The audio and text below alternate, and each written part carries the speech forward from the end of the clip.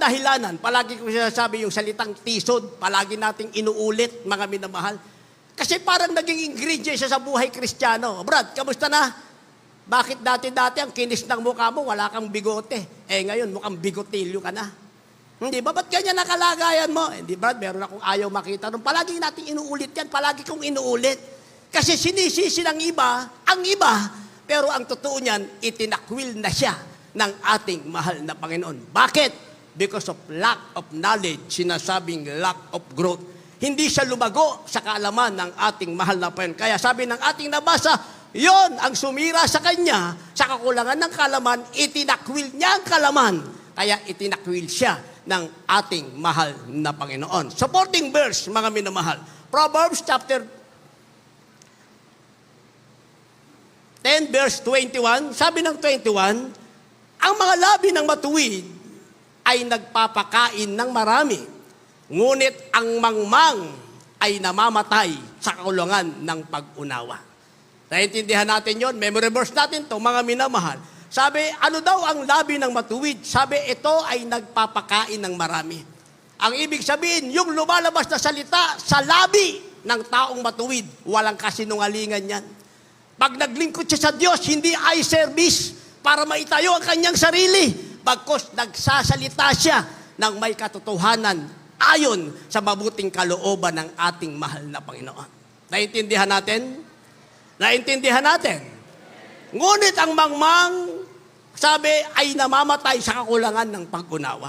Pag naging mangmang ka, nagkaroon ka ng tinatawag na lack of growth, kakulangan ng paglago, ang sabi, sa kakulangan mo ng pag-unawa, doon ka mamamatay. Spiritually, mamamatay ka sa harap ng ating mahal na Panginoon. Yung presensya ng Diyos na ibinigay sa'yo, babawiin ng ating mahal na Panginoon. And pupunta ka na sa tinatawag na pangalawang kamatayan, physical death, mga minamahal. Physical death, then spiritual death. Pagkatapos niyan, doon natin makita ang ating sarili. Saan pala tayo naroon, mga minamahal? Natanggap ba natin ang pangakong langit o yung impyernong lugar ng kaparusahan ang ating natanggap? Kaya sabi ng ating nabasa, kung meron tayong iiwasan sa talaan o gabay ng paglago, iwasan natin ang tinatawag na kakulangan ng paglago, sinasabing lack of growth. Paano natin maiwasan? Kailangan natin ng gathering to grow in Christ. Gathering to grow in Christ, ang ibig sabihin niyan, pagtitipon upang lumago kay Kristo. Kindly po.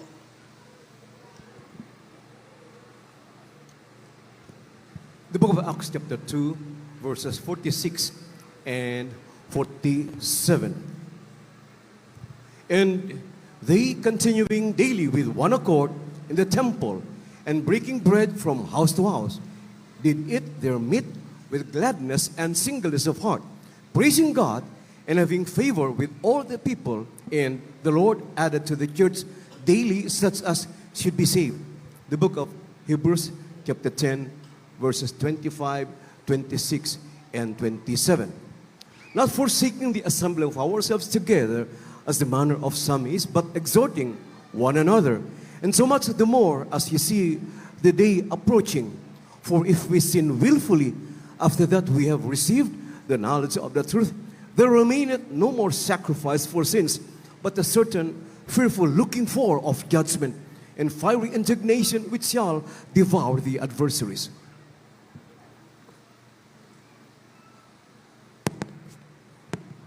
Dito po sa Aklat ng Mga Gawa, Kapitulo 2, ang talatay 46 at 47. At sa araw-araw sila'y nagsisipanatiling matibay sa pagkakaisa sa templo at sa pagpuputol-putol ng tinapay sa bahay-bahay, at nagsisikain sila ng kanilang pagkain na may galak at may katapatan ng puso, na nangagpupuri sa Diyos at nagtatamo ng paglingap ng buong bayan, at idinaragdag sa kanila ng Panginoon araw-araw yaong nangaliligtas. Dito po sa Aklat ng Hebreo, Kapitulo 10, ang talata po ay 25, 26 at 27. Na huwag nating pabayaan ang ating pagkakatipon na gaya ng ugali ng iba, kundi mag-aralan sa isa't isa, at lalo na kung inyong namamalas na nalalapit na ang araw. Sapagkat kung ating sinasadya ang pagkakasala, pagkatapos na ating matanggap ang pagkakilala sa katotohanan, ay wala nang haing natitira pa, tungkol sa mga kasalanan, kundi isang kakilakilabot na paghihintay sa paghuhukom at isang kabangisan ng apoy na lalamon sa mga kaaway. Amen. Palakpakan po natin ang sabay-sabay na palakpak ang ating mahal na Panginoon. Lahat magsabi ng praise the Lord. Bago natin talakayan ang tinatawag na gathering to grow in Christ, idagdag ko lang yung versikulo natin, 23 ng Kawikaan 10 kanina. Hindi natin na-discuss, mga minamahal. Sabi ng 23, isang paglilibang sa mangmang ang paggawa ng kasamaan. Kaya magtataka ka, mga minamahal, bakit merong taong kagalakan niya ang gumawa ng kasamaan?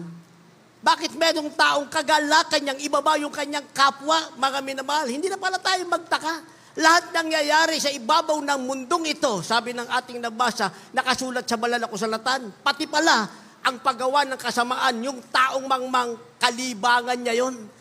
Ang ibig sabihin, doon siya nagagalak, gagawa siya ng kasamaan, mga minamahal. Hindi siya natutuwa na yung kanyang kasama, mga minamahal, ay pinagpala, gagawa siya ng paraan para isama niya. Dahil siya'y mangmang, kalibangan niya ang gumawa ng kasamaan, mga minamahal. Lalo niyang dinadagdagan ang hatol sa kanyang ulo ng ating mahal na Panginoon. Kaya ang sabi rito sa second phrase, mga minamahal, isang paglilibang sa mangmang ang paggawa ng kasamaan, second phrase, at gayon ang karunungan sa taong nag-uunawa. Sa taong may unawa, mga minamahal, ang kalibangan naman niya ay yung karunungan. Lumalago siya sa karunungan, sa kaalaman, sa ating pinakamamahal na Panginoon. Dinadagdagan niya yung kanyang kaalaman, mga minamahal, na yung tinatawag na wisdom from high. Karunungan galing sa kitaasan, ibig sabihin sa ating mahal na Panginoon, doon siya nagagalak. Kaya ating mahal na magulang sa Panginoon, siniliksik ang banal na kasulatan, mga minamahal. Kaya natuklasan nila, ano ang sekreto para mo mapapalugudan ang ating mahal na Panginoon. Natuklasan ang ating mahal na magulang sa Panginoon para paano ang mga incurable sickness and disease ay gagaling na hindi mo kailangan gumastos. Ang kailangan mo lang maglingkod sa ating mahal na Panginoon. Kasi naging libangan, naging kaaliwan ng ating mahal na magulang sa Panginoon ang karunungan bilang taong gumagawa ng kalooban ng ating mahal na Panginoon. Kaya magkaiba yon, mga minamahal. Ang mangmang, nagagalak siya sa paggawa ng masama. Pero ang ganap, yung tinatawag na righteous man, mga minamahal, nagagalak siya sa karunungan dahil siya'y taong may pangunawa. Palakpakan muna natin ang ating mahal na Panginoon. Diretso tayo, mga minamahal, gathering to grow in Christ o pagtitipon upang lumago kay Kristo. Paano ba ang tamang pagtitipon, mga minamahal? Sa ibang fellowship, 1 oras, nagmamadali pa yon, mga minamahal. Nagmamadali pa. Nung nandun kami sa Australia, nasa Sydney kami, mga minamahal, merong isang fellowship doon. Kasi yung dumadalo sa kanila, nung nag-open tayo sa Sydney, mga minamahal, ay dumalo doon sa gawain. Do, kinukwento niya sa amin. Una daw, ginagaya niya tayo, mga minamahal. Sa mga lumilipas ang panahon, masyado namang mahaba. Wala na tayong magagawa, lalo araw ng linggo. Di ba, family gathering yon? Ginawa nila, binawasan nila, mga minamahal. Yung kanilang pagpupuri, ginawa na nilang tagdadalawang kanta. Sa susunod, mga minamahal, sabi, patotoo. Paulit-ulit naman nating napakinggan. Yung sinasabi natin, alisin na natin yung patotoo. Di dalawang puri, isang joyful, isang soling, mga minamahal, word of God na. Kasi kulang sila sa kalaman Hindi na alam ang anointing sa iglesia nanggagaling, purihin mo muna ang ating mahal na Panginoon.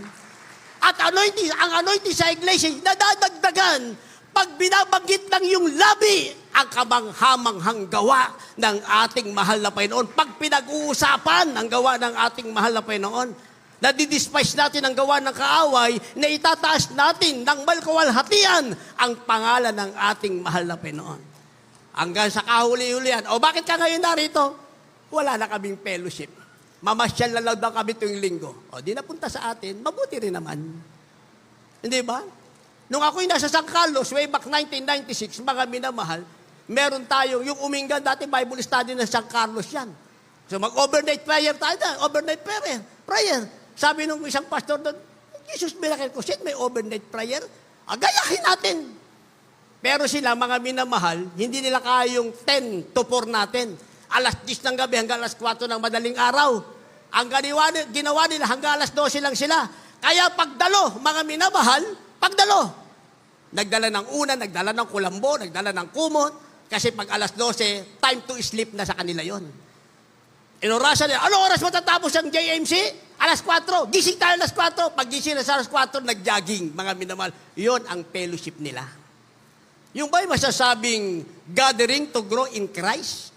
Walang kapangyarihan. Ano ba ang tamang gathering para tayo'y lumago kay Kristo, mga minamahal?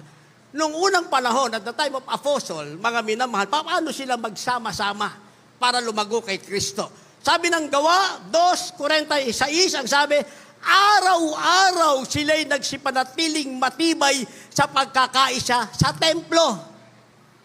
Paano ang gathering nila sa panahon ng mga apostoles? Araw-araw.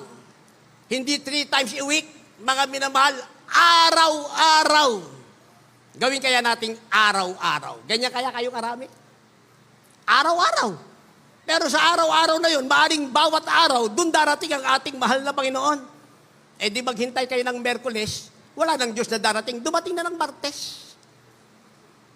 Kasi sa panahon nila, araw-araw. Pero sabi ng ating nabasa ng mga minamahal, na may galak at may katapatan ng puso. Hindi sila nagsawa. Araw-araw ang gathering to grow in Christ. Araw-araw ang fellowship. Ang sabi, may galak sa kanilang mga puso. Hindi nila pinagsawaan. Sabi ng 47, na nagpupuri sa Diyos at nangagtamo ng paglingap ng buong bayan at idinaragdag sa kanila ng Panginoon araw-araw yaong naliligtas. Palakpakan muna natin ang ating mahal na Panginoon. Dahil araw-araw ang kanilang gathering para lumago kay Kristo, sabi ng ating nabasa sa panahon nila, araw-araw nagdadagdag ng kaluluwa ang ating mahal na Panginoon. Bakit? Mga minamahal, may galak ang kanilang puso. Ang bawat mananampalataya ay nagdadala ng baguhan. Kayo ba, nagdadala ba kayo ng baguhan? O pag may okasyon lang, mga minamahal, sila araw-araw, tayo 3 times a week. Pag nandito kayo, kayo naman ay nasa labas, kami, nakatago lang kami sa loob. Pag wala kami rito, sa bahay doon lang, naghihintay kami ng command. Magkukumand tayo rito kung ano kinakailangan. Kayo, expose kayo sa labas eh. Dapat tuwing pananambahan, may galak ang inyong puso para lumago kay Kristo, magdala kayo ng kaluluwa sa paanan ng ating mahal na Panginoon. Lahat magsabi ng praise the Lord. Gaano kalaga ang ating pananambahan para lumago sa kalaman kay Kristo? Sabi ng ating nabasa as supporting verse, Hebrews chapter 10, ang verse ay 25, na huwag nating pabayaan ang ating pagkakatipon na gaya ng ugali ng iba, kundi mag-aralan sa isa't isa, lalo na kung inyong namamalas na malapit na ang araw. Yun palang dahilan kung bakit kinakailan lumago tayo sa pagkakatipon kay Kristo, mga minamahal, para tayo mag-aralan ngayong namamalas nating malapit na ang araw. Pag sinabi natin, mga minamahal, malapit na ang araw, the day is approaching, maraming ibig sabihin. Una, malapit na ang araw dito sa lupa, pagpalain ka ng mahal na Panginoon. Yung araw na dadalo ka, nakalaan ang pagpapala with open hands, ibibigay sa iyo ng mahal na Panginoon, umabsent ka. O di ngayon, wala ka natanggap na pagpapala, umabsent ka. Yun ay pagpapala, mga minamahal. At maaari, mga minamahal, may sakunang dadating sa araw na yan, ililigtas ka ng ating mahal na Panginoon. Hindi ka dumalo. Yung pagliligtas ng Diyos para sa iyo, babawiin ng ating mahal na Panginoon. Higit sa lahat, ang araw na yan, yan na ang pagtunog ng pakaka. Hindi ka napasama sa pagdagit sa mga banal. Kaya napakahalaga yung araw-araw nating gathering, mga minamahal. Sabi ng ating iginagalang mahal pastor, minsan tayo ay nagkukulang. Huwag lang natin sasadyain yung ating mga pagkukulang. Pag nasa pananambahan tayo, nililinis tayo ng dugo ng ating mahal na Panginoon. Nagiging, tayo mga minamahal, nagiging visible church tayo dahil hindi tayo magkakahiwalay, magkakasama tayo mga minamahal, ibinubus ng malapit ang kanyang presensya ng ibig sabihin, anuman ang pagkukulang mong hindi sinadya ay pinatatawad ng ating mahal na Panginoon. Yun ang kahalagahan. Sabi ng 26, sapagkat kung ating sinadya ang pagkakasala, pagkatapos na ating matanggap ang pagkakilala sa katotohanan, wala nang haing natitira pa tungkol sa kasalanan. Kaya napakalaga ng pagdalo. Mga minamahal, nabubuo natin yung mensahe natin pag meron tayong kinakounsel. Ito ang kakulangan, mga minamahal. Bakit ang tagal na? Walang natanggap sa mahal na Pinoy. Wala ka naman kasing ginawa. Kaya ka walang natanggap, wala kang ginawa. Kaya ka walang natanggap, wala kang sinunod. Anong ginawa mo? Nakinig ka lang. Kung nakinig ka lang at nakaupo ka lang dyan, wala kang sinunod, wala kang ginawa, wala kang tatanggapin. Pero kung meron kang ginawa, meron kang sinunod, meron kang tatanggapin mula sa ating mahal na Panginoon. Kaya kung sinadya natin, wala na haing natitira pa. Anong natitira? Kundi isang kakilakilabot na paghihintay sa paghukom at isang kabangisan ng apoy na lalamon sa mga kaaway. Anong tawag sa iyo? Kaaway ng Diyos. Enemies of God ang tawag sa iyo. Kaaway ka ng ating mahal na Panginoon dahil kinalimutan mo ang pagkakatipong ito na dito ka lalago, sinasabing gathering to grow in Christ. Pagkatapos ito, merong tinatawag na called to grow, tinawag para lumago. Hindi tayo tinawag para maging bansot. Hindi tayo halamang nagiging bonsai, mga minamahal.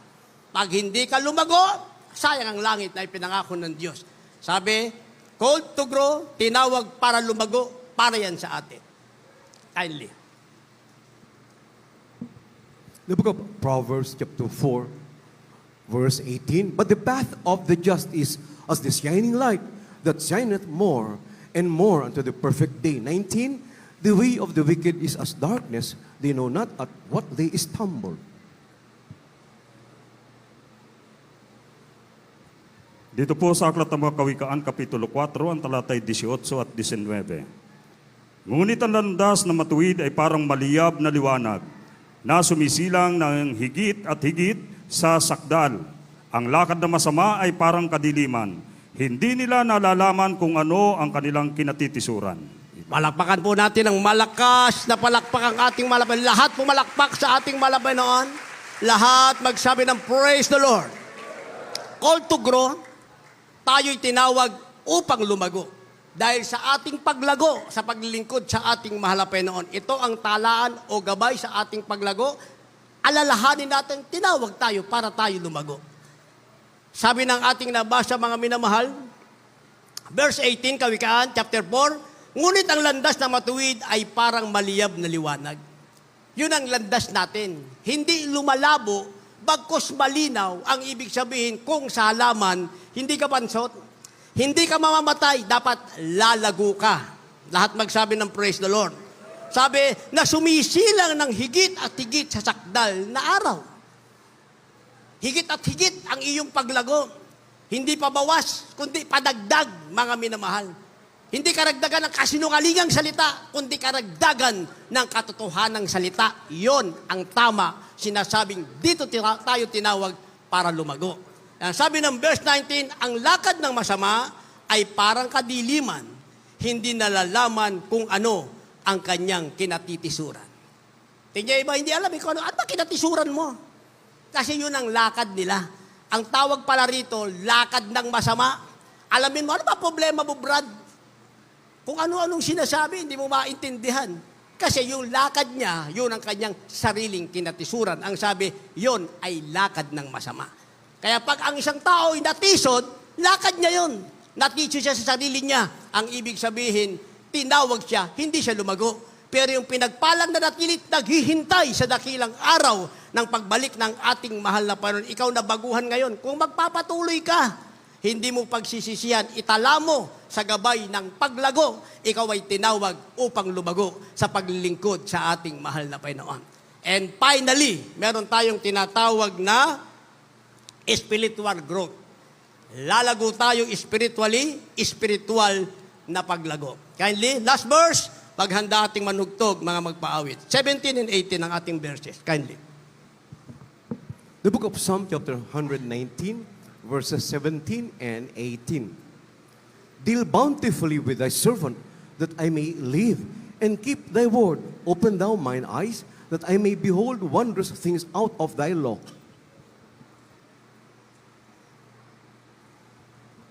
Dito po sa Aklat ng Mga Awit, Kapitulo 119, talatay 17 at 18.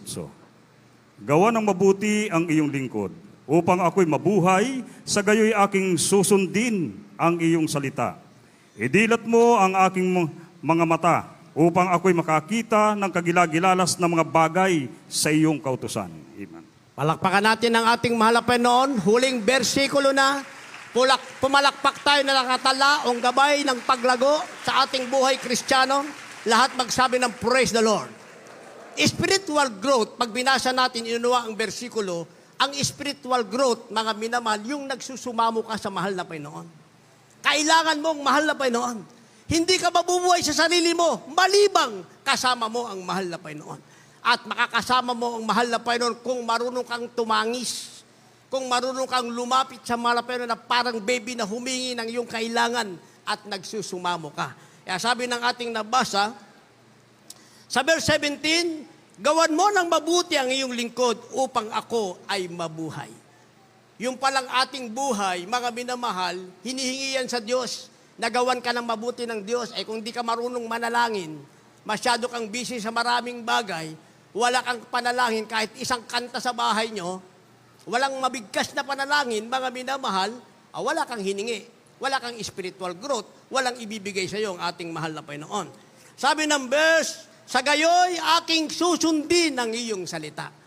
Spiritual growth, mga minamahal, masaya ka na sumusunod sa salita ng Diyos. Hindi yung naghihintay ka lang ng salitang babagay sa iyo para umuwi kang masaya ang puso mo.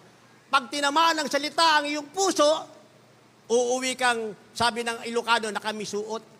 Ibig sabihin, nakasimangot kasi hindi bumagay ang salitang sinabi ng preacher parang against sa'yo. Pero kung kayo lumalago spiritually, yung salita ng Diyos, kagalakan yan ng iyong puso. Verse 18 ang sabi, idilat mo ang aking mga mata upang ako'y makakita. Nagsusumamo tayo sa mahal na Panginoon. Minsan kasi nakadilat tayo pero wala tayong makitang katotohanan ng kagilagilas ng gawa ng ating mahal na Panginoon. Marami nang ginawa ang mahal na Panginoon sa atin para naghahanap pa rin tayo. Gayong ang katotohanan, tayo mismo ang nagkulang sa mahal na Panginoon. Kaya sabi ng ating nabasa, idilat mo ang aking mga mata upang ako'y makakita ng kagilagilalas na mga bagay sa iyong kautusan. Iyon ang sinasabing spiritual growth. Ang ibig sabihin niyan, mga minamahal, magsumamo ka sa ating mahal na Panginoon. At nakatala ang gabay sa paglago at maiiwasan mo ang kulangan ng paglago, sinasabing lack of growth, at kasisihan mo ang sinasabing gathering to grow in Christ, at mahahalagahan mo ang sinasabing na call to grow. Tinawag ka para lumago at meron kang spiritual growth. Tayong lahat ay tumayo. Meron kayong dalang baguhang nasa harapan, nasa left and right and left wings natin, nasa labas, nasa garahe, daluin niyo sa loob habang tayo ay umaawit upang sila ay ating mapanalingyan sa pangalan ng ating mahal na Panginoon. Ating beloved co-preacher, beloved Brother Hill.